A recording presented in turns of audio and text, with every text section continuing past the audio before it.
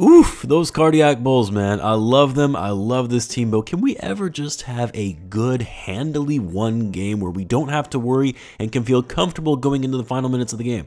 And it also would have been nice for the Bulls to put the Jazz away early in this one, and you got to see some garbage time where the key guys could get some rest before they travel over to San Francisco tomorrow to take on the Warriors, a game I'll be at, by the way, and I could have maybe, just maybe, seen a rested DeMar and Coby for that game. Two guys who lead the NBA in minutes played this season. But no, of course, that can't happen. The Bulls have to add another clutch game to their docket, even against a very short-handed Jazz team, with Coby playing 42 minutes in this one and DeMar 38. But again, I'll take the win. I'll take the back-to-back wins so far on this West Coast trip. I'll take the Jazz blowing two wide-open opportunities to take the lead and win the game with a 3 in the final 9 seconds. I almost lost my mind at the refs for nearly handing this game over to the Utah Jazz had either one of Clarkson or Sexton's threes gone down, because how on earth was John Collins not assessed 2 technicals and thrown out of the game for choking Chris Fleming?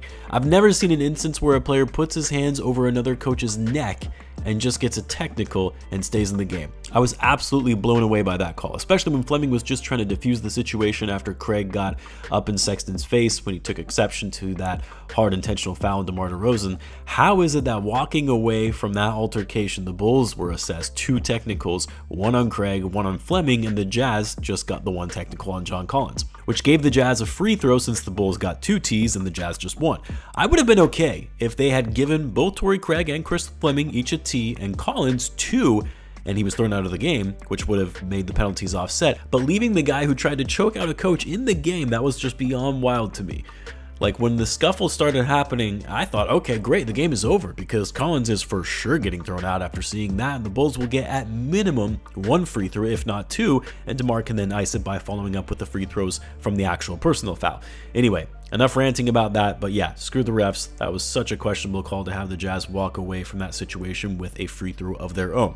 You know what was odd about this game, though, is that the Bulls weren't that great in the clutch. In my video from earlier this morning, I was talking about how the Bulls have been shockingly good, dare I say elite, in clutch situations defined by the league as a game within 5 points with 5 minutes to go. And when this game became a clutch situation, first of all, I was annoyed that it got to that point against this Jazz team, but at the same time, I thought, the Bulls got this. They're one of the best teams in the league in these moments. But tonight, they allowed the Jazz to go on a 10-0 run and actually take the lead in the final 2 minutes. Kept me on edge the whole time, but thankfully, DeMar staying cool, calm, and collected at the foul line enabled the Bulls to pull out a win. I will say, though, there were some possessions from DeMar that were not it. Some drives and fadeaway jumpers that were one-and-done possessions where he missed the shot and the Jazz scored on the ensuing possession. Like I said in the game against the Kings, I would have liked to see Coby getting the ball more in those moments. This was another quiet fourth quarter from Coby.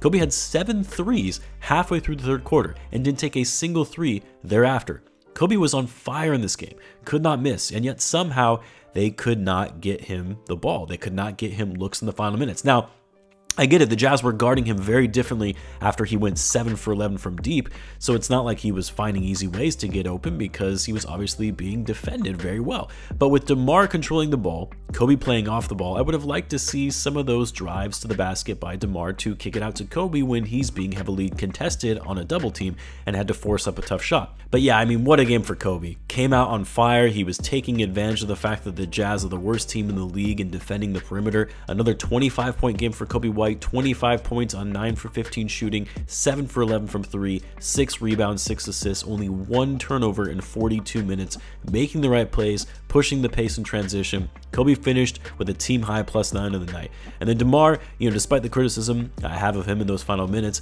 he still had a very good game. I mean, we're also not giving DeMar enough credit for all the minutes he's putting in at his age and still playing at a very high level. 10 for 21, 7 for 7 from the line, 29 points and 6 rebounds and 7 assists. And then Vucevic had himself a nice game. Taking advantage of the fact that the Jazz were without 2 of their bigs in Markkanen and Kessler, Bulls were able to find him in the post, and unlike what we've seen from time to time this season, Vucevic was actually efficient in finishing inside. 11 for 18, 23 points to go along with 12 rebounds. Caruso, man, Alex Caruso is just a madman on defense. I've said this recently on Twitter. I know he's not going to win Defensive Player of the Year because it's so hard for guards to win that award and everyone thinks Gobert is going to run away with it anyway. But what he's doing this season, and being top 5 in steal percentage and even top 20 in block percentage, which is the highest among all guards in the NBA, the number of deflections per game, the way he reads screens, knows where to be, he is just so gifted on that end of the floor that he deserves consideration for that award. Tonight, not only did Alex Caruso have another game in which he had 4 steals like he did against the Kings, but also 3 blocks. He also seemed to get his 3-point stroke back after having a really off shooting night in Sacramento. He was 3 for 7 from 3 in this one. You know, Ayo, it wasn't really his night tonight offensively, went cold shooting 2 for 12, but it was good to see Ayo contribute in other ways with 9 assists. And actually the Bulls yet again, another game where they moved the ball well as a whole. 29 assists as a team after tallying 28 the other night, only 7 turnovers, so taking care of the ball despite the better movement, and the Bulls shot the ball incredibly well in this game. One of the better shooting nights we've seen from them from downtown, hitting 17 threes in total, going 17 for 39, 43% from 3, 50% from the field. To be honest, it's actually shocking the game was as close as it was with the way the Bulls were shooting the ball. The biggest difference there was the Bulls allowed way too many second chance points to the Jazz, which kept them in this game. Jazz had 14 offensive rebounds in total, and they were without their starting front court in this game. That can't happen, especially when the Bulls are such a great rebounding team as of late.